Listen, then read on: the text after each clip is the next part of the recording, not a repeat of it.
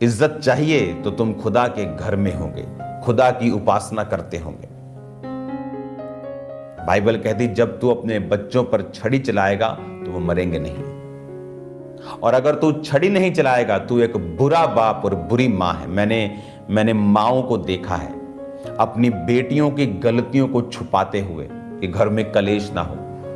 कलेश बचा लिया पर नरक से नहीं बचाया उनको। शर्म आनी चाहिए आपको। घर में लड़ाई तो बचा ली आपने, पर अपने बच्चों को ऐसे अंधकार की ओर धकेल दिया जहां वो सारी उम्र संघर्ष करेंगे, शैतान के हाथों में नाचेंगे, रोएंगे और आपको भी रुलाएंगे।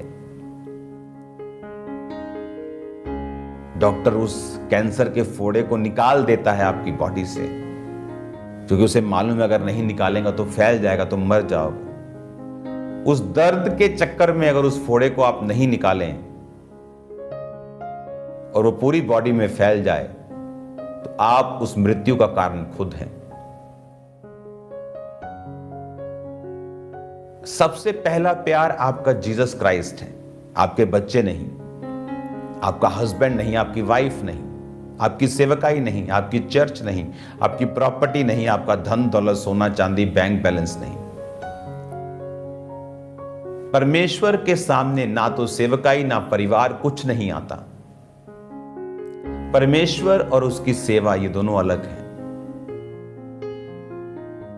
कुछ लोग सेवा को परमेश्वर बना लेते हैं, फिर सेवा के कंपटीशन के चक्कर में झूठ भी बोलते हैं, इतना कि हंसी आती है लोगों के ऊपर। हालेलुया, कि मैं पीछे ना रह जाऊं चाहे झूठ बोलना पड़े, क्योंकि उनकी सेवा खुदा है। मेरी सेवा मेरा खुदा नहीं है, मेरा खुदा है। अब्राहम का खुदा पैसा नहीं था, इसलिए उसने परिवार को स्ट्रिक्टली परमेश्वर में चलाया, और यही कारण था कि परमेश्वर कहता था कि ये मेरा दोस्त है, क्योंकि ये अपने और अपने परिवार को भी अपने पीछे परमेश्वर में चलाएगा। परमेश्वर को पसंद आई अब्राहम की वो दोस्ती, अब्राहम की वो जेन्युइननेस, वो जेलसी खुदा के लिए जो उसके दिल में परमेश्वर के लिए थी। बाइबल कहती जो तू बोएगा वो तू काटेगा। तू परमेश्वर के सामने जितना रखेगा, परमेश्वर कहता है मैं तुझे उतना वापस करूंगा, और हिला हिला के दबा दबा के वापस करूंगा। लेडीज आटा देती ना ऐसे, और जब आप वापस करते थे तो कहता है मैं दबा दबा के, फिर हिला के, फिर दबा के, फिर भर भर के तुझे वापस करूंगा जितना तू देगा।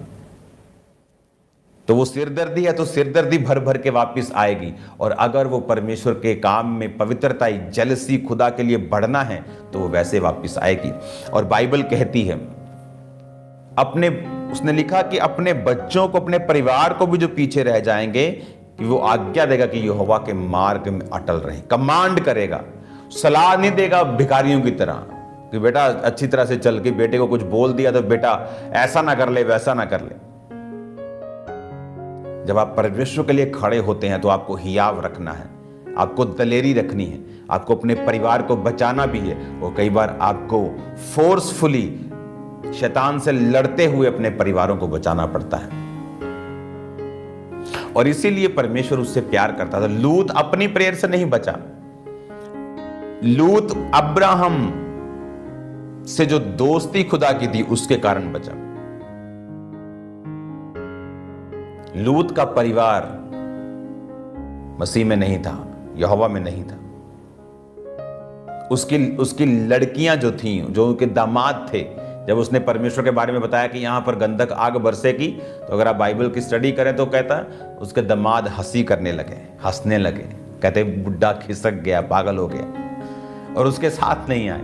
उसकी बेटियों ने सोकर उसके साथ मोआब को और अम्मोनियों वंशी को पैदा किया, जिससे परमेश्वर नाराज हुआ, जिससे परमेश्वर ने उस पूरे वंश को श्रापित किया कि अम्मोनी और मोआबी मेरे भवन में ना आने पाए।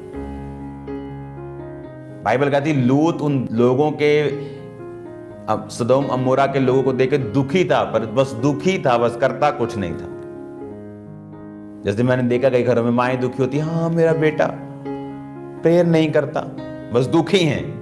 ना तो वो उसके लिए प्रेयर करती हैं, ना तो उसको वो डांटती हैं, ना वो उसको चर्च आने के लिए बोलती हैं कि घर में कलेश ना हो। ओके, आप कलेश ना करो, लेकिन अपने बच्चों को नरक की ओर भेज दो। आपको कई बार अपनी पोजीशन लेकर एक वॉरियर की, एक फौजी की, अपने अधिकारों का प्रयोग करके सांसारिक दृष्टि से भी और आत्मिक दृष्टि से भी अपने परिवारों को बचाना होता है। लूत अपने परिवार को बचा नहीं पाया, वाइफ उसकी नमक का खंभा बन गई। जब उसने पीछे की ओर मुड़ के देखा, उसके दामाद चले गए, लड़कियों ने गलत काम कर लिए, और उसके बाद अगर आप लूत को देखेंगे तो पूरी उसकी आशीष भी एक दिन फिनिश हो गई, सब खत्म हो गया। क्योंकि लूत की ब्लेसिंग का कारण अब्राहम की संगति थी, और उसे लगा कि शायद मैं अपनी मेहनत से सफल हो रहा हूं। और वो जब अब्राहम ने कहा लड़ मत, मेरे चरवाहों के साथ चला जा, तो वो चला गया। उसने ये नहीं कहा कि मैं जाऊंगा नहीं, मुझे अपने तरीके से कहीं भेज दे, कहीं मुझे एरिया दे दे, तू वहां आया जाया कर। लेकिन जब शैतान दिमाग खराब करता है तो लोग नाश की ओर चल पड़ते हैं। जो लोग, जिनकी लाइफ में खुदा की सेवा की बुलाहट है, आपको कई बार सुनना होता है वो आपको क्या कहते हैं, हलीम होना होता है उनके सामने कि वो क्या कहते हैं। बाइबल कहती है परमेश्वर की सेवा करने वाले 2 गुने आदर के योग्य समझे जाएं। हालेलुया। मैंने लोगों में एक बड़ी बुरी और एक डफर बात देखी है।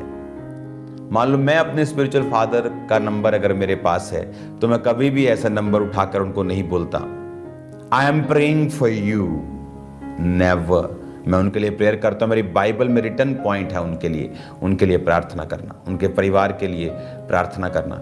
लेकिन मैंने कभी ये डफरपुना नहीं किया कि मैं उनको लिखूं I am praying for you, never. ये डफरपुना है जो लोग करते हैं। आप कभी वो मैन ऑफ गॉड जो आपसे कहीं अधिक स्पिरिट में ऊपर है, आप उसको कभी मैसेज मत करें I am praying for you. आपको प्रेयर करनी है, पौलुस भी कहता है मेरे लिए प्रेयर करो, लेकिन ये कॉमन सेंस है जो लोगों के पास नहीं है। किस तरह से अप्रोच करना है, किस तरह से बात को रखना है, क्या बोलना है। तो बाइबल कहती परमेश्वर के दास 2 गुने आदर के योग्य समझे जाएं। बहुत सी चीजें हैं आप इन बाइबल टीचिंग के दिनों में समझेंगे और खुदावंद आपको बरकत देगा और वो आपको आशीष देगा। याद रखो आज शाम को